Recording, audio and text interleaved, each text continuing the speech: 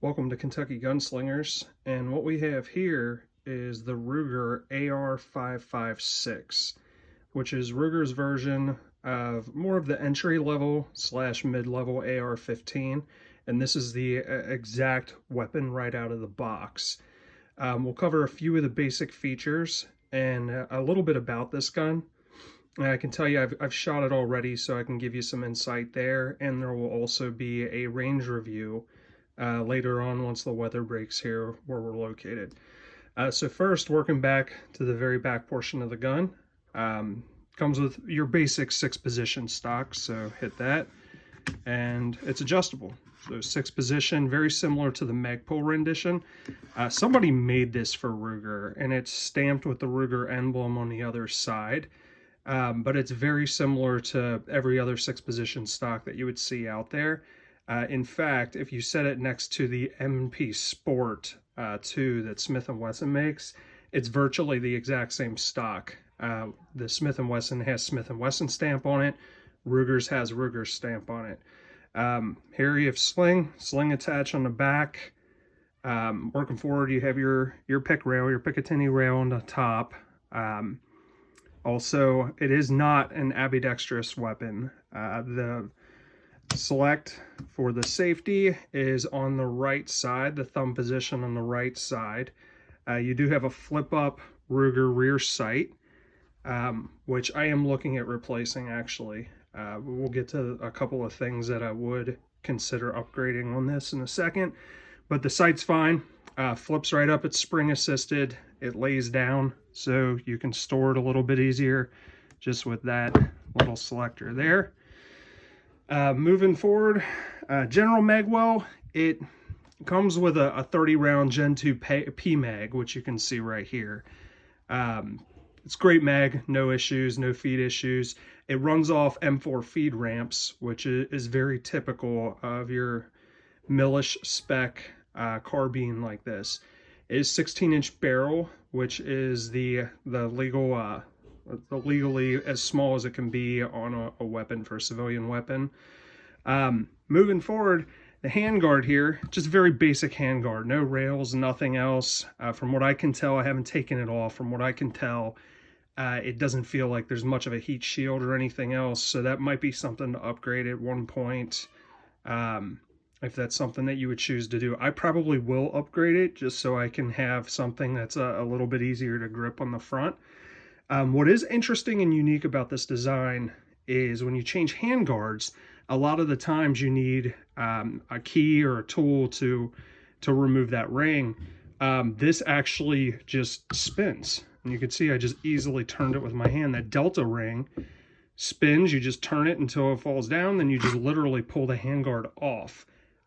Probably, I would say it's definitely the easiest one that I've seen as far as changing those.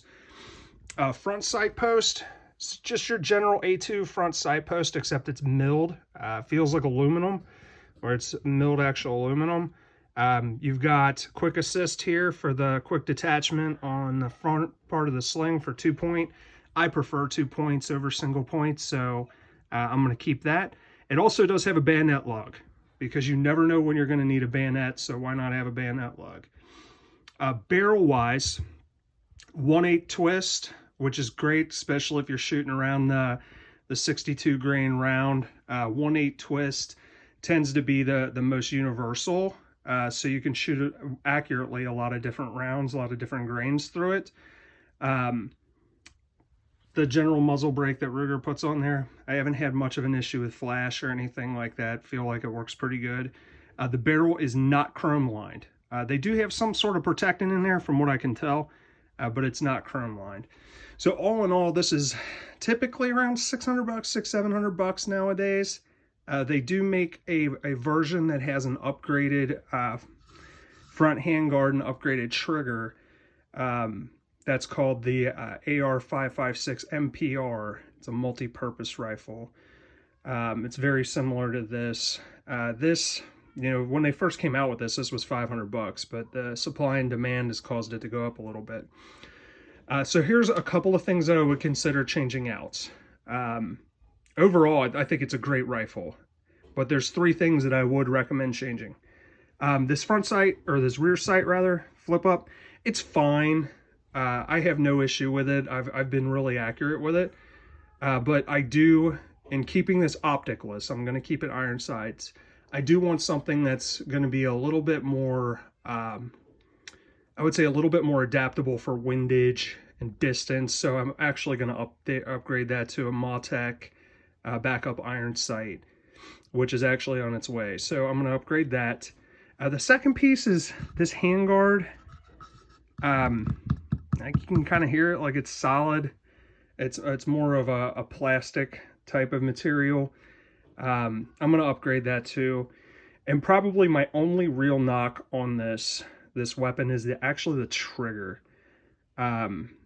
It's real heavy. I would say it's probably north of 6.5 pounds, and it's really gritty. Gritty's the only word that I can use for it. And you have to kind of put a lot behind it to get it to go. Now, with that being said, I've been really accurate with this, especially inside of 100 yards. It feels great. I would say, you know, getting back to zero after recoil is extremely fast. The trigger is gritty, but at the same time, like it comes back to battery quick. No real issues. It's just that feel is just real heavy and real gritty. Now also, for more of like the lower range price point of an AR, you do have your dust cover, and you do have your forward assist, 6-position stock like we talked about.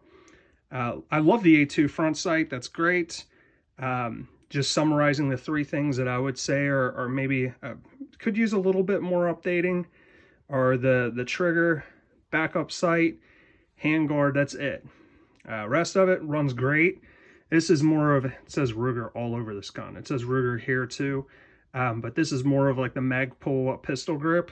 Feels awesome. So overall, great rifle for the money as well. And you're talking $600-700. You know, I'll probably dump a good trigger in it at some point that's a bit more brisk, and I'll still be under $1,000 on it, and it'll do what we need it to do when we're target practicing and such. I don't really hunt with this style weapon, but in a lot of states you can. In the state that we're in Kentucky, as long as it's a 10-round mag or less, you can. I would say I would definitely trust it in that endeavor. It has given me no issues, no feed issues. Overall, great.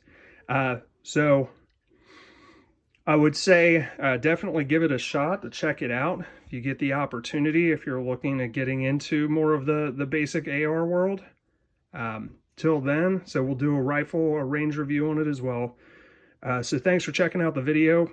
Definitely hit subscribe and share. And if any questions, let me know.